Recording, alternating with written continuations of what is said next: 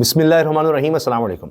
کچھ ہی دیر پہلے میری اپنے ذرائع سے بات ہوئی، باوثوق ذرائع سے بات ہوئی ہے، تو انہوں نے بتا دیا ہے کہ چیزیں بدل رہی ہیں، اور ابھی جو خبریں آئی ہیں اس حوالے سے ہم نے پہلے بھی آپ سے عرض کیا تھا کہ چیزیں آپ کو بدلتی نظر آئیں گی. اور ویسے بھی یہ سال تبدیلی کا سال کہا جا رہا ہے. اس میں تبدیلی کس طرح کی ہو سکتی ہے؟ صرف کابینہ میں پرائم منسٹر کی حد تک ہو سکتی ہے، ونڈر بوائے کی حد تک ہو سکتی ہے، ونڈرفل بوائے کی حد تک ہو سکتی ہے، وزیر خزانہ کی حد تک ہو سکتی ہے. یہ سب چیزیں کہی جا رہی ہیں. لیکن ایک چیز واضح ہے کہ اب تحریک انصاف کے لیے نرمیاں کچھ آپ کو نظر آئیں گی. یہ میری بات نوٹ کر لیجئے، کیونکہ یہ پکی خبر ہے، اور میں صرف یہ نہیں کہ کسی ایک سورس کو کوٹ کر رہا ہوں، مختلف سورسز سے میں نے یہ کنفرم کیا ہے، اور خبریں میں آپ کے سامنے جب رکھوں گا تو اس سے آپ کو اندازہ ہو جائے گا. آج کی بڑی خبریں کیا رہیں؟ ایک تو آپ جانتے ہیں کہ محمود خان اچکزئی کا نوٹیفیکیشن ہو گیا بطور اپوزیشن لیڈر. اب عمران خان کی کسی بات کو بھی حکومت نے ماننا نہیں ہے، کسی صورت نہیں ماننا، کیونکہ یہ تو ان کی شکست ہے. اور اسی لیے آپ نے دیکھا بہت سی باتیں کی نہیں بن سکتے، یہ ہو گیا وہ ہو گیا، یا صادق نہیں کہہ رہے تھے. اب نئی خبر آ گئی ہے، اور خبر کس نے دی ہے؟ سینیٹر صاحب نے دی ہے، جے یو آئی کے سینیٹر، مشہور و معروف وکیل کامران مرتضیٰ صاحب. وہ یہ کہتے ہیں کہ باقاعدہ آڈیو ریکارڈنگ موجود ہے، اور اس آڈیو ریکارڈنگ سے بھی آپ کو پتہ لگ جائے گا کہ براہ راست محمود خان اچکزئی نے بات کی میاں نواز شریف سے، اور میاں نواز شریف نے ذاتی طور پر یہ کوشش کی اور کہا، جس طرح ہوتا ہے نا، حکم دے دیا کہ نہیں جناب، میرے دوست ہیں محمود خان اچکزئی، ان کو تو اپوزیشن لیڈر لگانا ہی ہے. یہ اب ان کو کیسے خیال آ گیا؟ اور اس کے بعد یہ سارا کچھ بلا ٹھیک ہو گیا، فوراً ہو گیا. پہلے کہہ رہے تھے نہیں مان رہے، اب یہ مان رہے ہیں. اب اس کے علاوہ شاہ محمود قریشی صاحب کی گفتگو اب کوٹ کیوں ہونے لگی ہے؟ رپورٹرز وہ کیوں کوٹ کر رہے ہیں؟ یہ بھی آپ نوٹ کیجئے.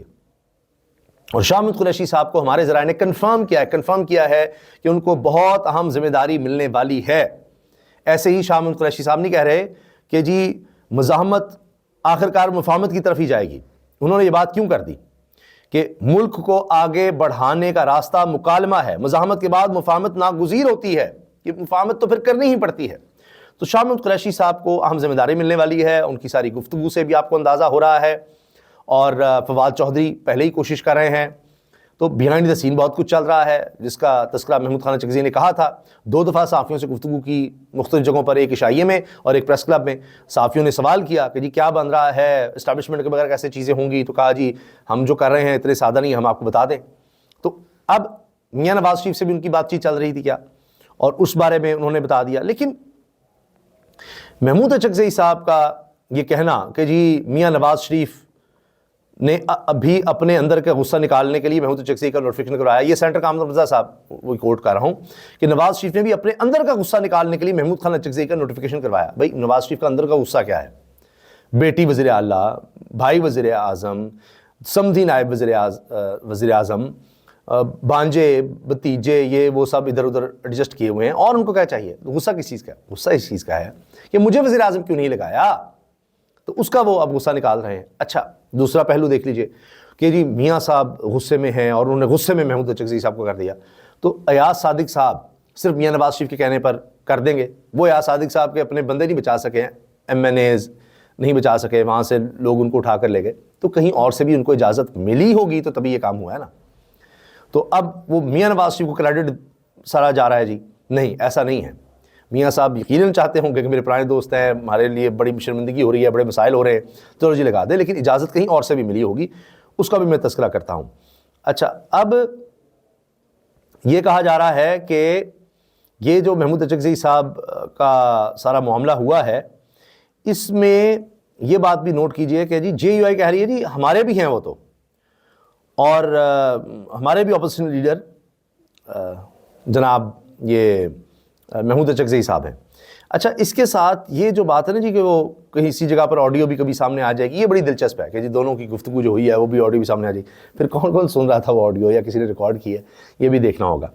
اچھا ایک پہلو یہ ہو گیا جی یہ کس طرح سے سی بی ایمز ہو رہے ہیں، کانفیڈنس بلڈنگ میئرز ہو رہے ہیں. آگے ہو سکتا ہے کہ اب آپ کو سینٹ میں بطور اپوزیشن لیڈر نظر آئے کہ سینیٹر جناب علامہ راجہ ناصر عباس بھی آ رہے ہیں، تو وہ بھی ایک کانفیڈنس بلڈنگ میئر ہوگا. شاہ محمود قریشی صاحب کو اہم ذمہ داری ملنا، پی ٹی آئی کے لیے نرمیاں ہونا، یہ بھی ایک اہم پہلو ہے. اور اس میں خاص طور پر دیکھیے گا جس پر آپ نے بہت غور کرنا ہے، وہ یہ کہ کیا کوٹ لکھپت جیل میں جو لوگ ہیں ان کی رہائی ہوتی ہے. وہ جب ہوگی تو سب سے بڑا قدم وہ ہوگا کانفیڈنس بلڈنگ میئرز میں. ابھی شاہ محمود قریشی کی گفتگو ایسی تو نہیں سامنے آنے لگ گئی, کوٹ ہونے لگ گئی, اس کے ساتھ ہی اچکزئی صاحب کا نوٹیفیکیشن بھی ہو رہا ہے, پھر علامہ راجہ ناصر باز کو بھی لگانے کی بات ہو رہی ہے.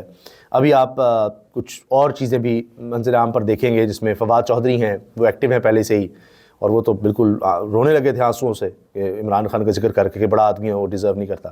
تو یہ سب کچھ ہو رہا ہے. اچھا پھر ایک اور بات دیکھیے, یہ بہت اہم ہے, یہ بہت اہم اشارہ ہے. دیکھیے نا, میں نے آپ کو اپنے ذرائع سے خبر دے دی, آگے میں آپ کو خبریں بتا رہا ہوں, تو یہ خبریں ایسی ہی نہیں ہیں. اس میں ایک بہت اہم خبر یہ ہے کہ کروڑوں نہیں اربوں روپے کے اشتہارات دینے والی حکومت کیا برداشت کرے گی کہ جی اس کے خلاف چینلز پر براہ راست پریس کانفرنسز چل رہے ہیں. یہ تو چینل کی مجبوری ہے کہ جی اپوزیشن کو چلو دکھائیں گے تبھی لوگ دیکھیں گے, ہم انڈیپینڈنٹ ہیں. لیکن F P C C I, federation of Pakistan chamber of commerce industry, جہاں پر ساری انڈسٹری کے لوگ موجود ہیں, ان کی پریس کانفرنس حکومت کے خلاف لائیو دکھائی جائے گی, براہ راست دکھائی جائے گی, کوئی اور چیز نہیں چلے گی, اور سارے چینلز ہی اس پر آ جائیں گے. اور وہ کہہ رہے ہیں جی چھوٹی صنعتیں کباڑ بن گئیں, ریئل اسٹیٹ سیکٹر مکمل ڈھیر ہو گیا, سیمنٹ, سٹیل, گلاس, ایلومینیم اور cable, paint, tiles, pipe, furniture کی صنعتیں تباہ ہو گئی ہیں. یہ جی ایس ایم تنویر صاحب ہیں, یہ سابق نگران وزیر پنجاب بھی ہیں, اور پھر یہ کہتے ہیں کہ ہماری 3 نسلیں لگ گئیں انڈسٹری کھڑی کرنے میں. 2 دنوں میں, وہ دنوں میں جو انڈسٹری کھڑی کرنے میں 3 نسلیں لگیں, وہ دنوں میں قبرستان بن گئیں. ٹیکسٹائل انڈسٹری برباد ہو گئی, ریئل اسٹیٹ انڈسٹری وینٹیلیٹر پر ہے, سیمنٹ, ٹائل دیگر سب ختم. وزیر اعظم صاحب خدا را کچھ کریں. یہ اب ایف پی سی سی آئی کے صدر صاحب عاطف اکرم شیخ صاحب یہ نیوز کانفرنس کر رہے ہیں, اور سب لوگ اس کو دکھا رہے ہیں, اور حکومت کے خلاف ایک چارج شیٹ بن رہی ہے.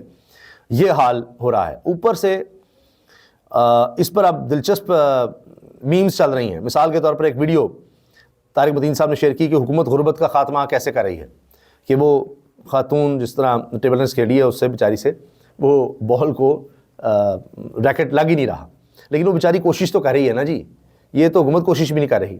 پھر ٹوٹل کارکردگی کیا ہے شہباز شریف صاحب کی, اس پر بھی میمز ہیں. خوشامد, جس طرح انہوں نے ڈونلڈ ٹرمپ کی تعریف کی تھی, شرمندگی ہی شرمندگی ہے. خوشامد اتنی کی کہ پیچھے کھڑے لوگ بھی پریشان تھے کہ شہباز شریف نے کہا جی میں سلوٹ کرتا ہوں, آپ سے بڑا کوئی ہے ہی نہیں, آپ سے بڑا کوئی لیڈر ہی نہیں ہے, اس وقت دنیا کو آپ ہی کی ضرورت تھی. یہ انہوں نے وہاں پر گفتگو کی ہے, اور کس طرح سے, کس انداز سے کی ہے کہ وہ ایک اور شرمندگی کا باعث ہے. آج تک کسی نے اس طرح اس انداز سے کسی سربراہ مملکت نے دوسرے کی تعریف نہیں کی ہوگی. سب کے سامنے کہ ٹرمپ کا تو انداز ہی ہے نا, انہوں نے باقاعدہ بلایا کہ وہ مجھے کچھ کہہ رہے تھے آپ.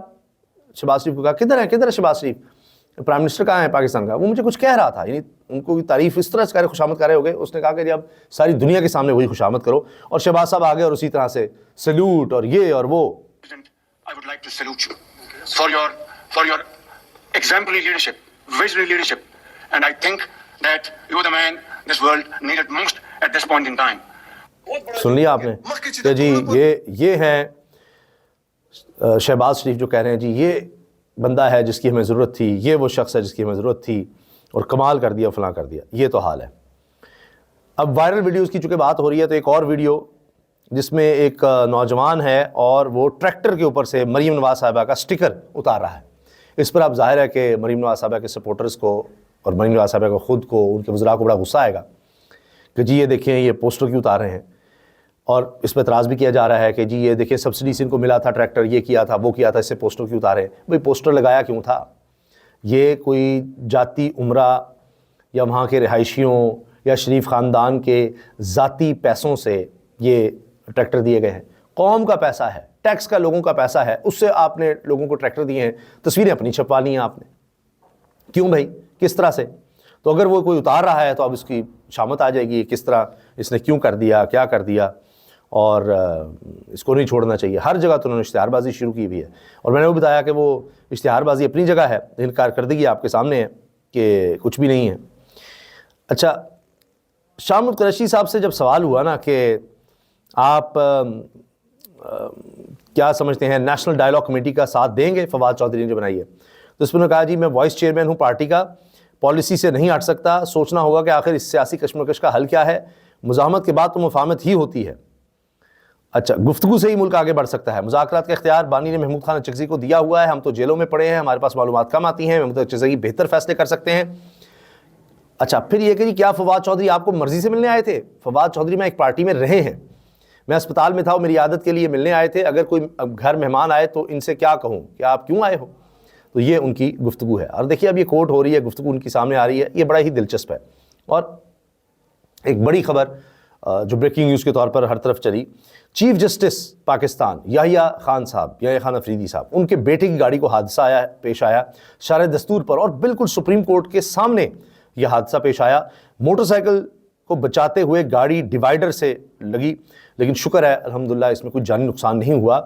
جس طرح آپ جانتے ہیں کہ کچھ عرصہ قبل ہائی کورٹ کے ایک جج صاحب, اسلام آباد ہائی کورٹ کے ایک جج صاحب, اور ان کو اب کنفرمیشن بھی مل گئی ہے, ان کے بیٹے نے 2 بچیوں کو کچل ڈالا تھا, اور گاڑی کا اس کے پاس لائسنس بھی نہیں تھا, وہ کم عمر تھا, اوپر سے گاڑی بھی نان کسٹم پیڈ گاڑی تھی. اندازہ لگائیے, گاڑی بھی بڑی V8 بڑی جیپ اور بڑی گاڑی تھی وہ.